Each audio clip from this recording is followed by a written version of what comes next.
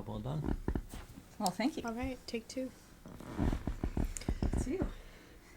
All right. Welcome to the Tough Luck Podcast. Lovely with Lily. I'm Megan. And we're featuring a special guest. I'm Caleb. Yay! Welcome. Thank you. Cheers to Caleb. Cheers to Caleb. It's an honor to have you. Thank you. This tea is delicious too. Oh, thank you. Yeah. That's sweet today. I put a little honey in it. Magic. That honey hits the spot, girl. Hits the spot. Well, how do we know Caleb? We met Caleb through our YTT program, our yoga teacher training. And now we're bonded for life. Exactly. He took a blood oath, Exactly. and now we're here. And now, we'll never be separated, so.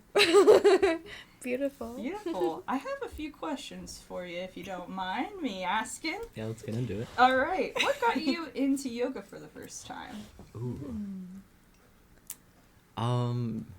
Truthfully, my yoga experience started with the classic just like laying down in your shavasana, your final rest. But it was offered to me through one of my teacher's partners. She would come into our college classes and we would like move all the desks out of the way, bring a couple yoga mats and set up, do a few stretches and then lay down. And pretty much every time I would fall asleep because I was just like so into my studying, and it was like the one time in the week that I really let myself rest and like take care of myself at the time. So that's kind of how I got started. Just classic laying down on your back, sleeping. Yeah, beautiful. Got it napping. Yeah. That's great. And then past that, I'd say YouTube it probably got me into yoga. Yoga with Adrienne, she's like one of my favorites. Yeah. I love how accessible it can be on the internet that way for everybody. So really my personal practice just kind of started with YouTube. That's beautiful. Yeah. Going off of that, I was wondering, do you think yoga should be free? Ooh. That's a great question. Yes, ideally. Realistically, no. And it's definitely like a double-edged sword. Yeah. And I guess we have a good insight into this because we paid for our training and we paid with that with real money. I wish that I could offer it for free for everybody, and I think that there's a lot of really great resources out there for people that are looking for that free experience. But I also think it's really valuable. We spent our time and money and learning it, and to be able to provide that sort of value to people, like that is worth the money, in my opinion. Yeah. You know, Yeah. what do you two think? I watched, I listened to this really cool podcast called Yoga is Dead, and they talked about how, like, back when, like, way back when yoga began and stuff, like, people who would really study yoga and bring yoga to other people and, like, dedicated their life to yoga and, like, that spiritual practice, like, that was what they were supposed to do and their purpose. Like, people would feed them and people would house them and people would clothe them with, like, with, like, no exception. It's just, like, that's what you do, you take care of these yogis because they're, like, dedicating their life to study this or whatever. So, back then there was no, like, money exchange or financial exchange. It's just, like, you just took care of them because they offered you something in return. And I feel like today that looks like money, True. It's just paper now. I'm so down for the concept of like trading your education and your skills. Yeah, absolutely. Trading yoga classes for massages, trading it for tattoos, like really whatever kind of even exchange you can find. Oh my goodness. I'm all about that. I think we should go back to trading and bartering. Yes, literally, I've been doing the best trade, actually. Yeah. I teach ice skating, and I've been teaching one of my friends how to ice skate, and he's been studying pottery. So he's teaching me, like, ceramics and pottery and stuff. And, like, That's what awesome. it's an amazing exchange. And it costs neither of us any money, and we both get to do something that we love. I agree with you. Like, we need to go back. Go back to We training. need to go back. That's like, awesome. Yeah. I love that. Yeah, it's a beautiful thing to be able to just trade goods and services, because oftentimes people who don't have money but they have these skill sets, they want to expand their horizon to make money, Right. but when you first get out of college or high school, we often don't have a ton of money, and so for those individuals who want to gain, like, a career one day and something that they love to do, I think that they want to be able to explore different avenues. But unfortunately, with the system that we have with college, it's so expensive for them to gain a degree or something. So I think that's like the solution almost, Right. is like work for another person. Yeah, and I feel like it's also like about like community and like taking care of each other too, Yeah. Like Yes. in a way, like, I'm not just like getting a pot from this guy, this friend that I have who makes really good pottery. Like, he's not just giving me a mug or a pot. He's teaching me a skill that I can teach other people, and then in turn, that same thing. Whereas, I feel like when it's just a money exchange, there's like not a lot of, I don't know. I guess money, it does have a lot of power and stuff and can be beneficial, but I don't know. Like, skills and values and stuff like that, I feel like are magic. Yeah. I guess. In today's society, it's like the services are often what makes you the money. So yeah, it's just paper. At the end of the day. Right. Wow, beautiful responses. Thank you to you both for that. I love So this. welcome, So Megan. great at this. You have more questions? I do have a couple. Let's go, go. Just a couple. She did her work. I did some She work did her today. homework. Thank you. Thank you. So, over the years, what is the most important lesson you received from yoga? That's a really good question. It almost kind of brings me into the topic that I want to talk about today. Yeah. Yay. I think one of the greatest lessons that yoga has taught me has simply been how to live in my own body. I told you to a little bit before. I was kind of looking more into what it means to embody your body. And it sounds kind of like redundant. Like, of course you're living in your body. You've had this body for however long you've been alive. But there was a very long time in my life where I was just so disconnected from my body that I wasn't even aware of it. It wasn't even like, I would almost say it was on the opposite end of like, carrying this body with me was a burden. It was the biggest burden I felt in my life because my soul just didn't feel connected to it. And it took a long time for me to realize that this body is, yes, like a meat, fleshy burden that I have to carry around with me, but it is also my greatest gift because it allows me to experience this life. And yoga taught me that my body can be so awesome and powerful, and it can teach me so many things. Yeah, so I guess that would be my answer. I'm curious what your guys' answer would be. Yeah. But so do you feel like you have a better relationship with your body through finding yoga and stuff? And Yes, I would say so. Yeah.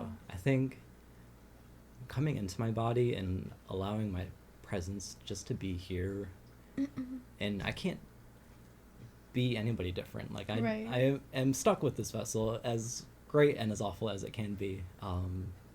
I have found through not only yoga, but also just being mindful and aware of who I am, that's a really great gift. And I Yeah. can be really grateful for it most days. yeah. Yeah. It gives you the power as well as an instructor to give that gift to your students. And I think that your experience is one that a lot of people have, that especially those in a very specific niche. Like, I mean, I have probably some of that, like, shame about my own body myself, and I have certain aspects of myself that I don't really love, and I think everybody has something that they don't love, but in that realm of not loving yourself, yoga can help actually aid that, just because there's those chakras, those especially root chakra, I've noticed helps.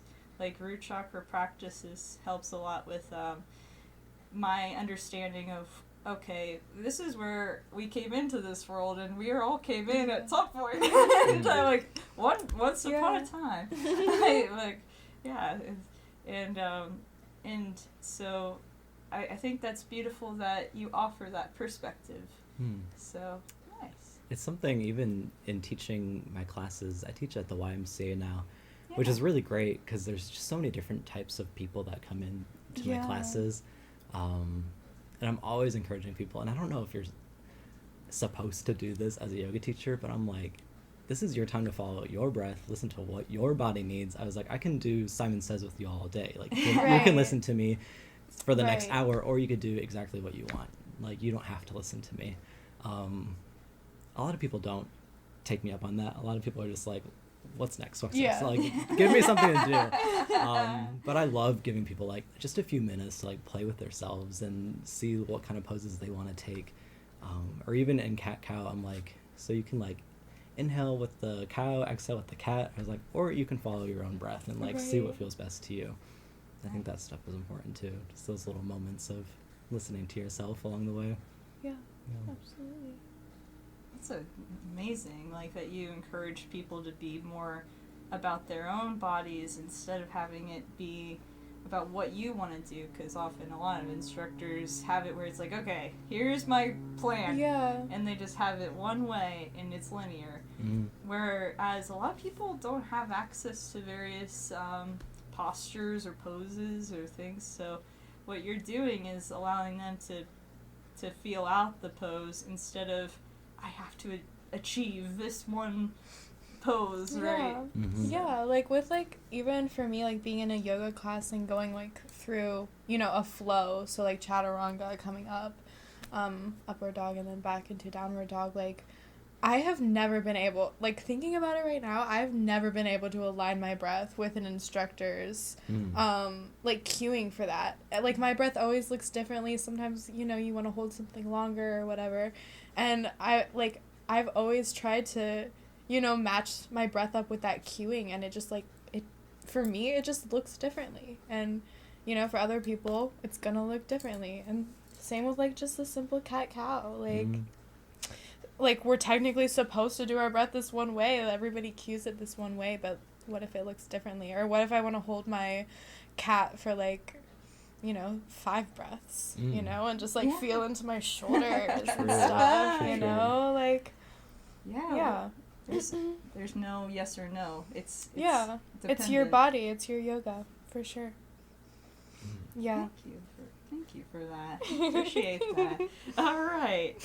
I do have one more question for you, but I think we'll have a fluid conversation, and it's going to be amazing. It's going to go up and down. So, It's already amazing. It's already, sorry, yeah, everything so far has just been tense. Honestly, your responses have been like, wow, I'm learning some things from you two. You two have some perspectives. Okay. Didn't know that. Didn't think you guys were gonna have, like, drop some bombs on me today, but okay. Cool. Awesome. So, how has being a yoga teacher changed your personal practice? Ooh, that's a spicy question. So I've been teaching for 2 months now, and I realized that my personal practice has almost transformed into, all right, let's experiment and like maybe I can offer something a little bit different this time. I feel like a lot of my personal practice now is focused on creating chunks of my class and like different perspectives and moves that I can offer. So unfortunately, it's fallen away just a little bit, or it's become more professional in that way. But I don't mind it being that way either. Like, my intention in becoming a yoga teacher was to be able to offer myself as a resource and as a tool for other people. And I'm totally fine with using my own personal experience and my knowledge and just putting it all on the table for people. But that being said, I think it is important to like keep those boundaries there. I do keep like I said, I teach at the Y, which is a Christian organization. I love the way I've worked with them in the past. I don't personally identify as a Christian, so there are parts of my practice that I keep for myself. Right. Right. There's a lot more of like the woo-woo yoga that I love. And I found even in teaching, part of my lessons, I always like to align my classes with the moon phases. I like to keep people informed on like what's going on in their zodiac calendar, what's going on in the wheel of the year, just because I'm personally interested in that kind of stuff. And I realized that I don't think anybody in my class really cares about that stuff. And maybe if they do, Yeah. maybe there's just a few people. So I try to keep it short with them. But in my own personal practice, it's a lot of like, all right, like what kind of rituals can we get into for like the next month, or what's going on this week as far as the stars go. So yeah, I guess little bits of differences here and there. What about you two? Yeah. You want me to go first, or you You- want to go first? I can go first. Go I guess, for it. like, yeah, at first I think I struggled with it when I started teaching, like, my own personal practice. Because, like, your practice turns into, okay, what do I want to put into a class? And then, like, designing an hour-long class, like, that's not what my personal practice looks like at all, you know? And then also, like, seeing in people poses that I really love and that I could hold for, like, 20 minutes. And then seeing people, like, in discomfort in those poses, you know? Like, seeing poses that I love in my body, like, look so uncomfortable in someone else. And, like, you know, then learning, well, I should really incorporate poses that I hate in my body because other people may love those poses. Like, you never know. True. So, like, I think I struggled with that for a while. And then I kind of, like, I was able to separate the two, you know, like, planning a class and, like, that version of yoga, and then my own yoga, where it's just kind of like, if I've been sitting down for a while, okay, I have to get up and do a downward facing dog, and, like, do a couple, like, vinyasa flows or whatever, you know, and it's like planning a yoga class for me still feels like yoga now, because I'm still, like, doing it and being mindful in my body, but I can separate that from what my body actually needs and what my body actually wants. I think that's how I want to answer that question. That makes sense. Yeah. Wow. Yeah, it's very, very, very few and in between that my personal yoga practice is like an hour long. Right, Like, exactly. we're warming up, we're doing this thing, and then we're cooling down. Exactly, Like, it like- hardly ever looks like Right. that. Like, sometimes I just want to, like, do a couple poses and move on, you know? Just reconnect and then continue on with my day, you know? Yeah. What about you, Megan? It's not changed too much. That's good. It's been That's the same. good. It's changed in the sense of before, I think it's so I'm one of those people. I think I'm like, you two are the same, and I feel like I'm different sometimes. I feel like you guys understand each other, and I'm like, wait. I don't know why I'm confused. It's okay. Oh. No. It's okay, because that's been my life. Aw. I just like saying it because I know it gets a laugh. But I think I've just been... I think so... I think I'm on the spectrum. So I think... Oh! Hi! Your kitty was like, you are?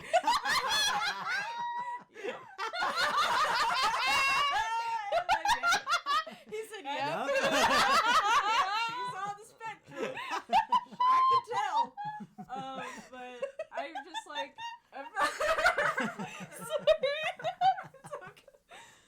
Sorry. It's okay. It's all good. I'm just like, yeah. My cat just calling you out, for real. Universe. I hope the mic picked that up. Oh god. I don't even know. Oh, I'm very black and white, so so when you guys were talking about how you kind of have like your own separate thing, like I almost have to plan mine out, or else it doesn't happen. Mm-hmm. It's just weird. I'm like, oh yeah, I've been on this couch for, the entire day, and I just haven't gotten up. and there's just, and Yeah. it's just like, if I don't schedule a class or I don't, like, write it down, like, I don't really move enough, and so actually it's been a struggle for me because of that. So but that happened before I was a yoga teacher too, so if anything, it's increased my yoga to be a yoga teacher because I have to show up, or Right. else everyone else doesn't get Right. yoga and I don't Yeah. get paid. Right. So, but also, I like that I can choose my own class, so that's always nice. And I think, I don't know, part of me wonders if I was always supposed to be a yoga teacher, because it doesn't make sense for me not to talk and do yoga at the exact same time, which is very weird. I realize, like, that's not normal. Like, I think normal people get into themselves, but I don't think very well internally. So Right. it's kind of a weird backwards thing. Interesting. Yeah. That's so beautiful. Mhm. So you talk to yourself like through your practice? Yeah, I sometimes Wow. do if I'm And like, that's just because you think external. Like, that's just because Yeah. you process externally. right. So I feel like that just means your yoga's working. Like, It's working. Yes. you know, like, because like I process internally, so my yoga is silent. Mhm. But that's Yeah. so interesting. So like in a yoga class, Yeah. you know, like, are you like I've gone to a yoga class with you before, and you're not like talking out loud. So like, Yeah, that's how does being in a class feel for you when you're trying to process externally? Is that a hard question? It's just I have to think about Yeah. that because it's not that I'm not able to, but it's more challenging. Okay, Does that gotcha. make more sense? Yeah. Yeah. So Yeah. it's no, you're fine. I'm just like that was a thought. That one made me think of like, what Yeah. do I do before?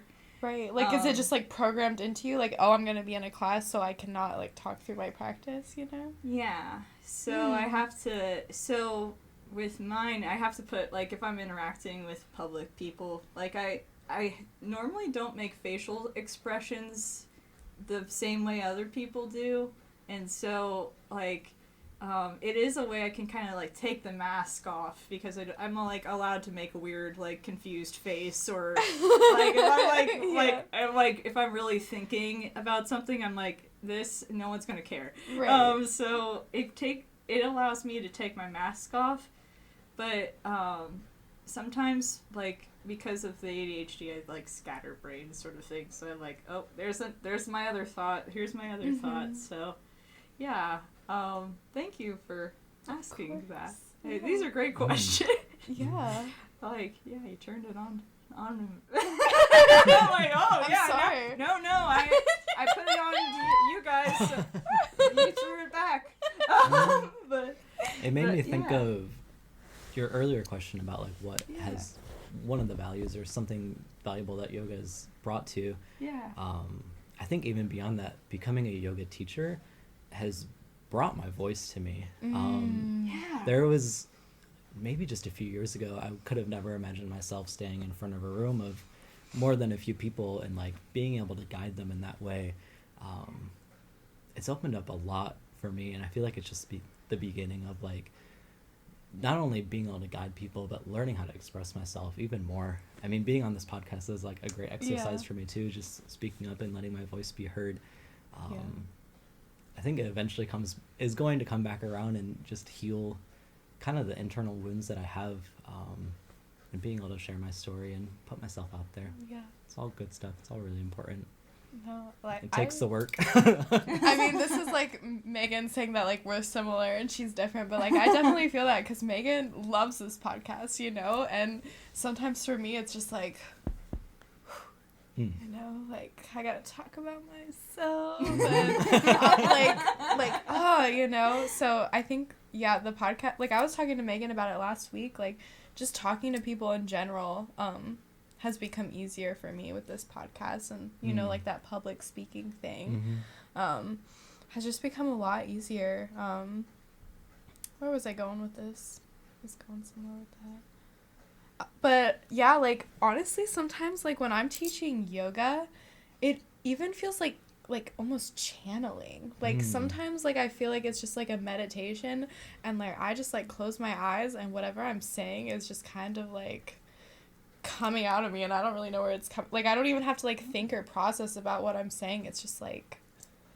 flowing. It's just, like, flowing, and, I don't know. I only get that when I'm teaching. Like, I don't have that when I'm doing this podcast. But when I'm teaching yoga, it's, like, really different and magical. I don't know. You kind of. I don't know if you guys have that third experience. eye energy. Yeah, it feels like it's just like, yeah. Ooh, That. I love that. Yeah. Very artistic of you. Oh. Very artsy. Yes. Oh, speaking of art, you are an artist. And you're an artist too. And so are you, Megan. So are you. I can paint. We're all artists. You're right. I think everybody's an artist. I think everybody is. In the world art, I'm like, oh yeah, I'm an artist, but you guys like are artists. Like, you know what I mean? Okay, valid. Like, you know what I mean? Like, I can finger paint, but you guys got some skills. I will totally claim that title, and it's been something that I've tried so hard to come back to, because as a child I was always making some sort of art. My medium was usually like watercolors and colored pencils. I love that kind of stuff. And then I made, I don't want to call it a mistake, but it took a long time to reverse. I went to school for marketing and design, and eventually learned that my art can be used to advertise things. And then I eventually learned that advertising is evil. And that I'm not trying to use like this special, it's so special to me, like this artistic talent that I have. I was like, I'm not trying to promote anybody else's products at this point anymore. And it took a long time, maybe almost a decade, of like coming back and letting go of those things that I learned in school, of like, okay, I don't need to just do design for other people at this point. Like, I can do it for organizations that I really care about. And more importantly, I'm trying to learn how to do it for myself now, and like take that artistic vision that I have and be able to support myself with it. No longer supporting other people, especially things that I don't care about. Yeah, right. That's beautiful. Yeah, artist was kind of a title that was really hard for me to come in to as well, because like when I was little, I was always making art too, and it wasn't great, you know, like, but I was making it, and I feel like that's like the most important part about being an artist is like that process of just creating, no matter like what the end piece turns out to be. And so when I was little, I was always creating, making new things, but I had friends who were so much better than me, so much more talented, and I was discouraged. Like, I was like, oh, well, I'm not an artist because look at what these people can do. Like, I could never. And I grew up with some of the most incredible artists that I've ever met in my entire life, like out of this world artists. And, you know, a lot of them aren't even making their art anymore. You know, a lot of them have become disconnected with it, and I feel like I kind of grew into that artist title because I was like, well, I don't want to stop making art. You know, like, even if I'm maybe not the best at it in the whole world, like, I want to keep creating, and I feel like that's kind of when I came into like claiming that title, like, oh yeah, I'm an artist. Like, maybe I don't, you know, sell all, like, I don't make a lot of money off of my art or anything, and I've sold a couple things like here and there, but like, you know, I'm an artist because I create. Yes. You know. Period. Yeah. That's exactly. It. Exactly. Yeah. I'll try to catch up. I'm like, I gotta bring back a finger painting next week. No. Caleb, do you have any things you would like to promote? I know you have. Yeah. Do you have anything that you'd like to say on the podcast or anything? We got like a minute left. Yeah. Okay. If not, that's okay. Yeah, I'll throw it out there. I have an Instagram page for my art. It's called Cosmic Caleb, so you can follow me there. Yes. I'm part of an art collective called Third Eye Joe. We just get together and make art together and promote it and sell it, kind of any projects that we want, so you can follow us there too. And that's really all I have. Thank you so much for having me. Thank you so much for coming. Yes, thank you for giving me the space to talk. I love this podcast. Absolutely. And I love both of you. Oh, I love you. It's so good to see you again, reconnect. And yeah, all the things. Thank you. Of course. All right, we always end with a kiss. We go, mwah. All right. Ready? Bye, guys. Bye. Mwah.